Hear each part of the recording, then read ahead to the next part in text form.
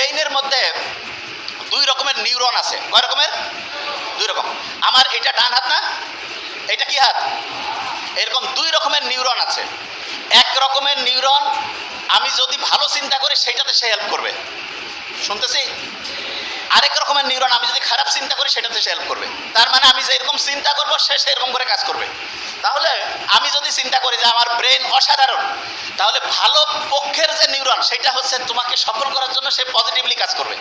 আর আমি যদি চিন্তা করি না আমার ব্রেন ঠিকভাবে কাজ করে না, আমার মাথার মানে হচ্ছে শক্তি কমে গেছে, আমার খেয়াল থাকে না, তাহলে ওই নিউরন যে নিউরনটা খেয়াল না রাখতে তোমাকে হেল্প করবে সেটা কাজ করবে।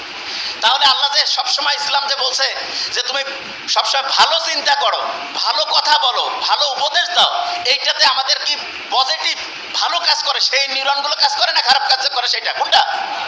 ভালো কাজ। তাইলে আমি ভালো কথা বললে, অন্যের উপকার করলে, ভালো চিন্তা করলে আমার